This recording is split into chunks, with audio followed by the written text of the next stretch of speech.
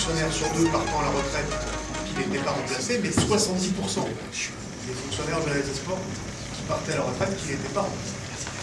Bon, donc on a souhaité quand même stabiliser, même s'il y aura une légère diminution du nombre d'emplois, jeunesse, sport et opérateurs, de l'ordre de 150. L'an dernier, c'était 250-300. 150 cette année, mais par contre, en ce qui concerne les cadres d'État, moi j'attache beaucoup d'importance aux conseillers techniques, que ce soit les entraîneurs nationaux, les CTR au niveau régionaux, les CTD que vous avez aussi, ou les CTS. Soit municipal, soit associatif. Donc à partir de là, il conviendra que nous créions des emplois et donc qu'il y ait de la formation préalable à l'emploi. Parce que ça, c'est un truc sur lequel je suis très ferme. On ne donne pas un gamin à quelqu'un qui n'a pas de formation. Et pourtant, dans les clubs, on a l'habitude de donner l'équipe 1 au bon entraîneur, formé, etc. Et puis les petits, au papa qui est très gentil et qui veut bien les faire courir autour du terrain. Donc là, on a des grosses actions qui fonctionnent bien, où nos éducateurs sportifs sont véritablement impliqués. Et on commence à voir aujourd'hui les premiers bilans et des résultats très positifs. Maintenant, la grosse question qui se pose à nous, c'est on a ces jeunes sur des dispositifs, ça fonctionne bien, mais on doit aller au-delà et on retombe aujourd'hui sur l'insertion professionnelle à un moment donné.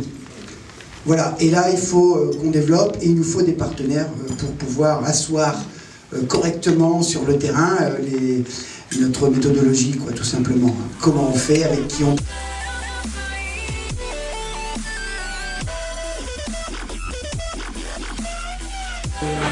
L'expérimentation à laquelle vous participez, savoir un petit peu ce qu'elle vous a apporté dans votre ville, dans un premier temps, avant de répondre aussi à la question de savoir quelles sont les perspectives que vous allez en donner pour 2013.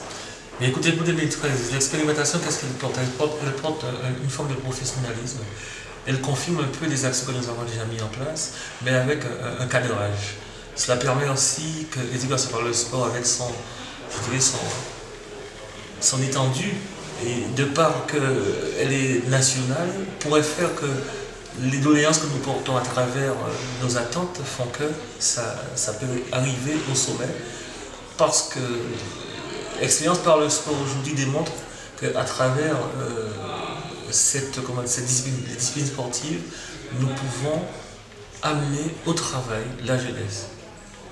Et effectivement, ces expérimentations nous porteront d'autant plus que nous pourrions encore développer plus la transition sport et travail.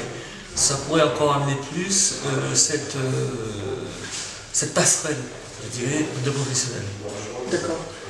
Toute dernière question, savoir un petit peu quelle relation vous entretenez avec les autres villes de l'expérimentation. Est-ce que ça vous a permis de vous rapprocher d'elles et éventuellement de travailler ensemble?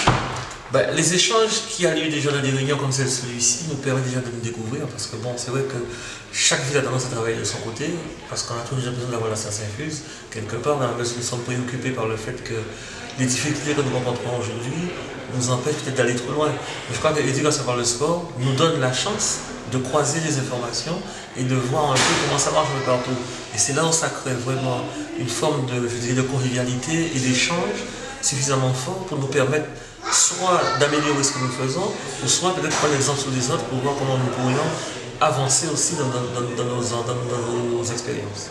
D'accord, merci. Voilà. Merci.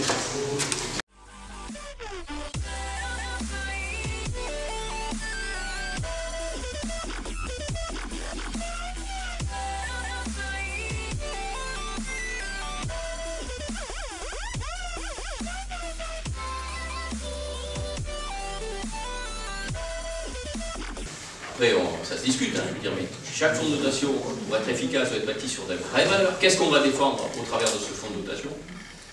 Il doit être planifié, c'est-à-dire qu'on ne doit pas dire tiens, je vais faire ça demain, puis je vais prendre machin chose au coin de la rue, et puis il va me faire le boulot. Vraiment planifié, structuré. Et après, mais ça c'est le boulot du fonds de dotation lui-même, dans sa structure interne, il doit être évalué. C'est-à-dire qu'en permanence, il faudra regarder que le fonds de dotation fonctionne bien en fonction de ses valeurs, ne soit pas à contre-valeur, redistribue bien l'argent comme il doit le redistribuer, et en un mot, qu'il puisse continuer lui-même à se développer sur sa qualité intrinsèque. Voilà ce que je voulais vous dire sur les fonds de dotation, en sortant un peu du cadre juridique. Bonjour. Bonjour. Première question, savoir un petit peu ce que l'expérimentation nationale vous a apporté sur la ville de Besançon et savoir les perspectives que vous allez en donner pour 2013. Alors tout d'abord, l'expérimentation nationale en partenariat avec l'APES nous a permis de mettre à disposition un diagnostic, un état des lieux de l'offre sportive en général au travers d'un questionnaire en direction des habitants et d'entretien individualisé avec des acteurs locaux qui nous a permis de tracer des axes de travail et de voir quels pouvaient être ceux que nous allions prioriser, sachant que la ville de Besançon est une ville où le sport pour tous a une dimension importante. Très bien. Au cours de cette expérimentation, vous avez été mis en relation avec 8 villes, avec 7 villes plus la vôtre. On voulait savoir ce que ces relations vous ont apporté et quelles sont-elles ces relations?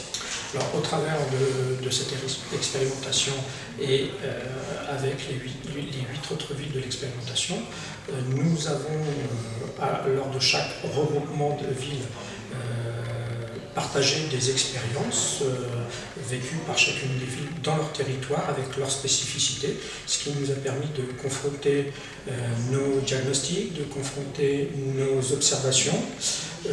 Je dois rappeler que à travers de ce diagnostic, nous avons détecté 3 leviers d'action. Un, le partenariat avec les sportifs et la concertation. Le deuxième levier, l'offre sportive et son accès. Et le troisième, ce sont les équipements sportifs et notamment qu'est-ce qu'on en fait, la mise à disposition, etc. Merci beaucoup. Ça va bien,